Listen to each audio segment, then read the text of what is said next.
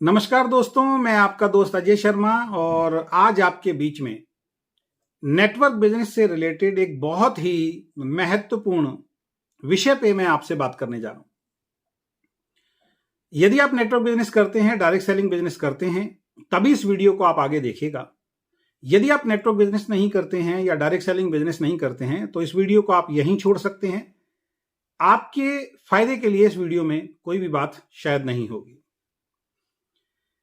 दोस्तों, जितने भी हमारे नेटवर्कर भाई हैं, बहन हैं या इस इंडस्ट्री में जितनी भी कंपनीज हैं या लीडर्स हैं, उन सबके लिए ये वीडियो आज का बहुत ज्यादा उपयोगी होने वाला है। आज का जो विषय है जिसके ऊपर मैं आपसे चर्चा करने जा रहा हूं, बहुत टाइम से मैं भी नेटवर्क बिजनेस में हूं और अभी पिछले लगभग 2 साल हो जाएंगे। फरवरी में मैं अपनी खुद की नेटवर्क बिजनेस कंपनी को रन भी कर रहा हूं। तो जब हम अपनी कंपनी नहीं चलाते थे तब भी ये सवाल हमारे पास आता था। जब मैं एज ए नेटवर्कर किसी कंपनी में काम करता था तब भी ये सवाल आता था, और आज भी बहुत सारे लोग डायरेक्ट इनडायरेक्ट वे में सोशल मीडिया पे या किसी की टीम को या किसी के लीडर को इस तरीके की बातें कहते हुए सुनते हुए आपको मिल जाएंगे। वो बात क्या है, जिस मुद्दे पे, जिस विषय पे आज मैं आपसे बात करने जा रहा हूं, और वो विषय है कि नेटवर्क बिजनेस में जो भी कंपनी खुलती है उसको अपनी मैन्युफैक्चरिंग यूनिट प्रोडक्ट की खुद की लगानी जरूरी है। ये आज का हमारा विषय है। क्या ऐसा जरूरी है कि कोई इंसान नेटवर्क बिजनेस में कोई कंपनी स्टार्ट करता है, कोई न्यू स्टार्टअप करता है, उसको वाकई में अपनी खुद की मैन्युफैक्चरिंग यूनिट होनी चाहिए तभी वो कंपनी खोल सकता है? बहुत सारे लोग आपको मिलेंगे जब आप काम कर रहे होंगे। अगर आप जिस कंपनी में काम कर रहे हैं उस कंपनी की मैन्युफैक्चरिंग यूनिट नहीं है तो बहुत सारे लोग आपको गुमराह करने की कोशिश करेंगे कि सरकार की ऐसी गाइडलाइन आ गई है, सरकार के ऐसे रूल आ गए हैं कि जिस व्यक्ति की खुद की मैन्युफैक्चरिंग नहीं होगी वो नेटवर्क बिजनेस डायरेक्ट सेलिंग की कंपनी नहीं खोल सकता। मैं इस बात से इत्तेफाक बिल्कुल नहीं रखता हूं और ऐसी मेरी नॉलेज में कोई भी बात नहीं है। ऐसा कोई भी रूल या कोई भी गाइडलाइन सरकार ने अभी तक तो शायद जारी नहीं की है। और अगर जो भी ऐसा व्यक्ति है, महानुभाव है, कोई ऐसा व्यक्ति जो खुद की कंपनी चला रहा है या कोई ऐसा लीडर, अगर ऐसी कोई जानकारी आपके पास है तो प्लीज मुझे जरूर शेयर कीजिएगा। फेसबुक पे मेरा ऑलरेडी नंबर है, आप मुझसे बात करके मुझे जरूर शेयर कीजिएगा कि कहां ऐसा लिखा है कि मैन्युफैक्चरिंग यूनिट खुद की होनी बहुत ज्यादा जरूरी है। अब मैं आगे की बात करता हूं। मेरे हिसाब से देखिए, जितनी भी पुरानी कंपनी है और बड़ी कंपनी है, इनसे मेरे 2 सवाल हैं। मेरा मानना यह है कि जितनी भी पुरानी और बड़ी कंपनी है या जिन्होंने खुद की अपनी मैन्युफैक्चरिंग यूनिट लगा रखी है, वो सभी इस बात को जानबूझ के दूसरी कंपनी के लोगों के सामने रखते हैं कि देखिए, हमारी कंपनी में खुद की मैन्युफैक्चरिंग है प्रोडक्ट की, और जो कंपनी खुद के प्रोडक्ट नहीं बनाती वो सही नहीं है, जो कंपनी खुद के प्रोडक्ट बनाती है वही सही है। इस तरीके की ट्रेनिंग, इस तरीके की बातें वो अपनी ऑर्गेनाइजेशन से जुड़े हुए लोगों से तो करते हैं और साथ में ये ट्रेनिंग भी देते हैं कि बाहर जाके आप इस बात को कीजिए। तो पहला तो ये हो गया कि जिनकी खुद की मैन्युफैक्चरिंग यूनिट है वो इस बात को रखते हैं, या जो पुरानी कंपनियां हैं जिन्होंने अब खुद की मैन्युफैक्चरिंग यूनिट लगा ली है तो अब वो इस बात को बहुत जोर शोर से बोलते हैं। मैन्युफैक्चरिंग यूनिट होना क्या जरूरी है, पहले इसके ऊपर मैं बात करता हूं। मेरे हिसाब से अगर आप डायरेक्ट सेलिंग कंपनी चला रहे हैं और आपकी खुद की मैन्युफैक्चरिंग यूनिट नहीं है, उसके बावजूद भी आप अपने डायरेक्ट सेलिंग कंपनी चला सकते हैं। अब आप पूछेंगे कि क्यों, कैसे? तो मेरा अगेन सवाल उन सभी लोगों से है जो आज अपनी मैन्युफैक्चरिंग यूनिट लगा के बैठे हैं। हिंदुस्तान में शायद 1 या 2% कंपनी ऐसी होंगी जो जब स्टार्ट हुई थी तभी से उनकी मैन्युफैक्चरिंग यूनिट थी। बाकी आप जितनी भी डायरेक्ट सेलिंग कंपनीज को लेते हैं, इनमें से किसी की भी स्टार्टिंग में खुद की मैन्युफैक्चरिंग यूनिट नहीं थी। आज आप बड़े हो गए हैं, आज आपने बहुत पैसा कमा लिया है, आज आपके पास पैसे की कोई कमी नहीं है। आप में से बहुत सारी कंपनी, बहुत सारी मैनेजिंग डायरेक्टर ऐसे हैं जो 1 नहीं 4 या 5 फैक्ट्री भी लगा सकते हैं, मैन्युफैक्चरिंग यूनिट लगा सकते हैं। लेकिन अगर आप ये कहते हैं या कोई सरकार ये बोलती है, तो मेरा सरकार से भी ये सवाल रहेगा, खासकर हमारे देश के जो प्रधानमंत्री हैं नरेंद्र मोदी जी, जो न्यू स्टार्टअप को बहुत ज्यादा महत्व देते हैं। हमारी जो प्रेजेंट सरकार है वो कहती है कि जितने भी नए लोग हैं वो न्यू स्टार्टअप करें, खुद का अपना रोजगार, स्वरोजगार शुरू करें। तो अगर वो ये कहते हैं कि मैन्युफैक्चरिंग यूनिट लगाना जरूरी है, तो मेरा कहीं ना कहीं मैं उनकी बात से सहमत नहीं हूं। मेरा उनसे एक सवाल होगा, अगर भविष्य में भी हुआ तो भी ये सवाल होगा कि फिर एक नया व्यक्ति कैसे स्टार्टअप करेगा। फिर तो डायरेक्ट सेलिंग में अगर कोई इंसान अगर कोई अच्छी कंपनी शुरू करना चाहता है तो सबसे पहले उसके पास करोड़ों रुपए होने चाहिए, उसके बाद ही वो शुरू कर सकता है। तो मेरे हिसाब से ऐसा नहीं हो सकता और ना ही ऐसा कभी होगा। अब दूसरी बात, जो पुरानी कंपनी है जिन्होंने पैसा कमा लिया है, अब उनसे मेरा सवाल है कि सर, जब आपने अपनी कंपनी शुरू की थी स्टार्टिंग के अंदर, तो आपके पास कौन सी मैन्युफैक्चरिंग यूनिट थी, वो आप बताइए। तब से लेके आज तक बहुत सारी ऐसी कंपनियां जिनके पास मैन्युफैक्चरिंग यूनिट नहीं थी, वो आपके वक्त में भी चल रही थी और आज भी चल रही हैं। कुछ कंपनियों ने मैन्युफैक्चरिंग यूनिट लगा ली है। ज्यादातर कंपनी आज भी बाहर से थर्ड पार्टी प्रोडक्ट बनवाती हैं। मेरा मानना यह है कि एज ए कंपनी, क्योंकि हम रोजगार को बढ़ावा देने की बात कर रहे हैं, एज ए कंपनी अगर, और मैंने यही देखा है कि जिस जिस कंपनी ने जब ज्यादा पैसा कमाना शुरू कर दिया है तो उसने अपनी मैन्युफैक्चरिंग यूनिट डालनी स्टार्ट कर दी है। अब मैं आपसे एक सिंपल सवाल पूछता हूं, आप सभी साथियों से जो इस वीडियो को देख रहे हैं, आप सभी लोगों से मैं एक सिंपल सवाल पूछना चाहता हूं। मान लीजिए आपने एक नई कंपनी स्टार्ट की, मान लीजिए मैंने एक नई कंपनी स्टार्ट की और आप हैं मैन्युफैक्चरर या कोई मैन्युफैक्चरर है। अभी मेरे पास उतना पैसा नहीं है कि मैं अपनी खुद की मैन्युफैक्चरिंग यूनिट लगा पाऊं, ना मुझे उतनी नॉलेज है, ना उतना मेरे पास पैसा है।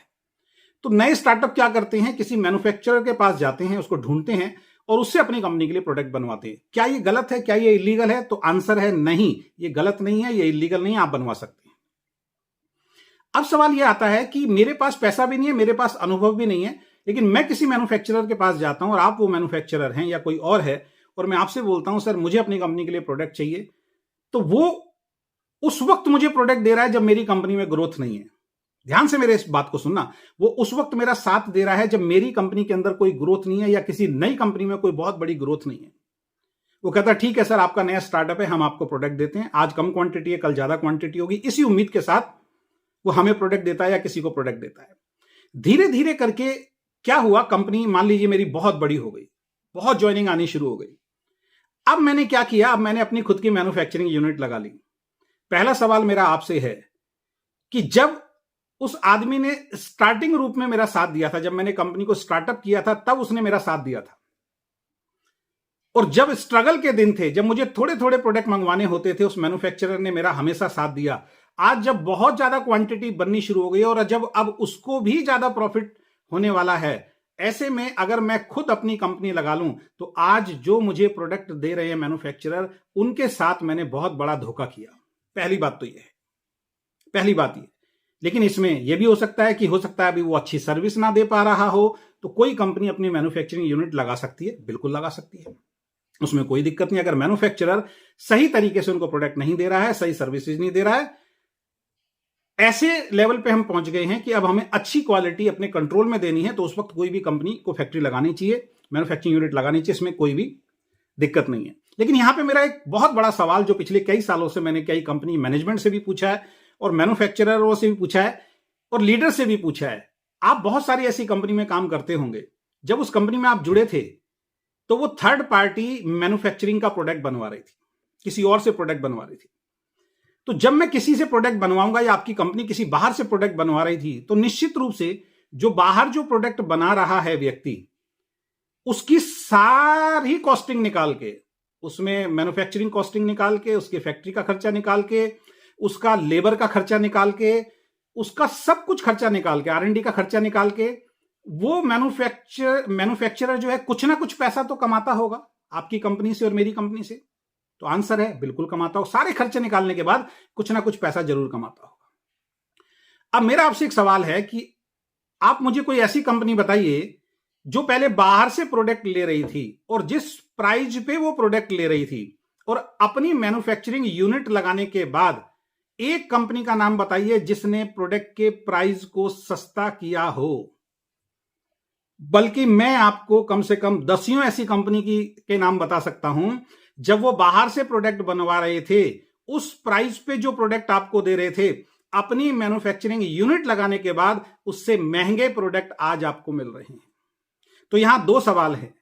पहली बात तो मैंने अपने उस मैन्युफैक्चरर को धोखा दिया, जब एक्चुअल में उसकी कमाई का टाइम आया बहुत जबरदस्त, उस वक्त मैंने अपने लालच में फैक्ट्री लगा दी। चलिए, अपने लालच में फैक्ट्री लगा ली, कोई दिक्कत नहीं है, या कोई प्रॉब्लम थी मैंने फैक्ट्री लगा ली, कोई दिक्कत नहीं है। लेकिन अब जो उसका प्रॉफिट बचता था, कम से कम उतना सस्ता करके तो मुझे अपने डिस्ट्रीब्यूटर को देना चाहिए। मुझे बताइए कौन सी ऐसी कंपनी है जिसने अपनी मैन्युफैक्चरिंग यूनिट लगाने के बाद मार्केट से जो प्रोडक्ट लेता था उससे कम प्राइस पे प्रोडक्ट दिया हो। मुझे हिंदुस्तान में एक भी कंपनी नजर नहीं आती है। हिंदुस्तान में मुझे एक भी कंपनी नजर नहीं आती है जिसने अपनी फैक्ट्री लगाने के बाद प्रोडक्ट सस्ता दिया। तो इसका मतलब क्या है, फैक्ट्री लगाने के बाद जो एक्स्ट्रा प्रॉफिट आपके पास बचा उसको भी आपने रखना शुरू कर दिया। और कई बार बड़ी शर्म आती है, कई कंपनी ये भी बोलती हैं, अरे सर हमने इसलिए पैसा बढ़ाया क्योंकि मैन्युफैक्चरिंग यूनिट में हमारा पैसा लगा है। आपके डिस्ट्रीब्यूटर तो नहीं बोला था। एक तरफ आप कह रहे हो अब सब कुछ बढ़िया होगा, प्रोडक्ट भी सस्ते होंगे।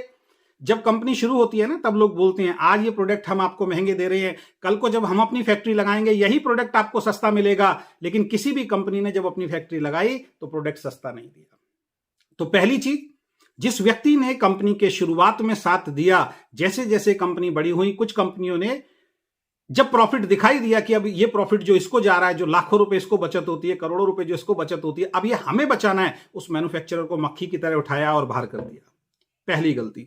दूसरी गलती यह है कि अगर आपने प्रोडक्ट बनाना शुरू किया तो उस प्रोडक्ट को सस्ता क्यों नहीं किया। इस बात का जवाब सभी कंपनी दें जो इस बात को बोलती हैं कि अपनी फैक्ट्री लगानी बहुत ज्यादा जरूरी है। ये सवाल उठेगा आपके लिए। और तीसरी चीज जो मैं आपसे पूछना चाहता हूं, एक कंपनी ऐसी है जो मैन्युफैक्चरर से प्रोडक्ट बनवाती है, किसी थर्ड पार्टी से प्रोडक्ट बनवाती है, और वो भी उसी प्राइस में दे रही है जिस प्राइस में आप प्रोडक्ट दे रहे हो, और आपने खुद की R&D, खुद की मैन्युफैक्चरिंग लगाने के बाद आप भी उसी प्राइस के अंदर दे रहे हो जो वो थर्ड पार्टी से मैं दे रहा हूं, और आप भी उसी प्राइस में दे रहे हो जो आप अब खुद अपनी मैन्युफैक्चरिंग लगा के प्रोडक्ट बना रहे हो। तो आपने किसी का रोजगार छीना, उसके बाद भी उसी प्राइस पे दे रहे हो। लेकिन मैं आज किसी एक व्यक्ति को रोजगार दे रहा हूं। मैं से जितनी वो सारी कंपनी है जो थर्ड पार्टी से प्रोडक्ट बनाती हैं, तो किसी और का रोजगार चल रहा है, उसके बावजूद उसी प्राइस पे आप भी दे रहे हो। आपने किसी का रोजगार छीना, बाकी कंपनी किसी ना किसी को रोजगार दे रही है। तो मैं सरकार से भी ये पूछना चाहूंगा उस वक्त जब ऐसा कोई सिस्टम बनेगा, और जितने भी मैन्युफैक्चरिंग कंपनी इस तरीके की रूमर्स उड़ाती हैं, इस तरीके की गलत जानकारियां मार्केट के अंदर देती हैं, जाने अनजाने और लीडर देते हैं, उनसे भी मेरा ये सवाल है कि आपने रोजगार छीना, प्रॉफिट भी छीना, तो प्रोडक्ट का प्राइस कम क्यों नहीं किया। तो दोस्तों, इस तरीके के मिसगाइड आपको बीच बीच में कंपनी के मैनेजिंग डायरेक्टर, कंपनी का जो मैनेजमेंट है वो करेगा, आपकी कंपनी के लीडर करेंगे। मैं आपको बता देना चाहता हूं, ऐसा कोई भी अभी नियम नहीं है कि डायरेक्ट सेलिंग कंपनी अगर कोई खोल रहा है तो उसको मैन्युफैक्चरिंग यूनिट लगानी पड़ेगी। ऐसा कोई नियम नहीं है, ऐसा कोई सिद्धांत नहीं है। और बगैर यूनिट लगा के अगर ये कहते हैं कि अच्छा प्रोडक्ट नहीं दिया जा सकता, तो इनसे सवाल कीजिए कि जब 5-5, 7-7, 10-10 साल आपके पास मैन्युफैक्चरिंग यूनिट नहीं थी, तो इसका मतलब क्या आप भी घटिया प्रोडक्ट दे रहे थे?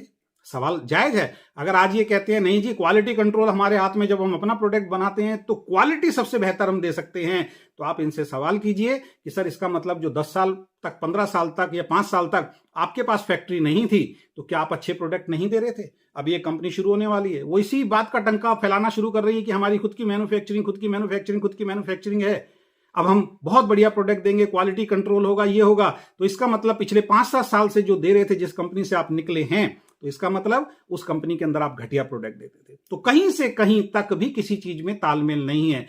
मैं ये नहीं कह रहा हूं कि थर्ड पार्टी से घटिया दे रहे थे, मैं सवाल खड़ा कर रहा हूं। थर्ड पार्टी भी बहुत अच्छा प्रोडक्ट बना के देती है, और मेरा मानना यह है जितने ज्यादा लोगों को नेटवर्क मार्केटिंग की कंपनी से रोजगार मिले, सरकार के लिए, समाज के लिए, एक आम व्यक्ति के लिए उतना फायदा है। आप फैक्ट्रियां लगाइए, हमारी शुभकामनाएं हैं, लेकिन एक काम तो कीजिए कि जो प्रोडक्ट बाहर से आप ले रहे थे उसको प्रॉफिट दे रहे थे, जब वो प्रॉफिट आपका बच गया, उतना प्रोडक्ट अपनी टीम के लिए, अपने लोगों के लिए उसका प्राइस कम कीजिए। तब हम मानेंगे कि आप एक सही मैनेजमेंट हैं और आप सही काम कर रहे हैं। आशा करता हूं ये आपको जानकारी अच्छी लगी होगी।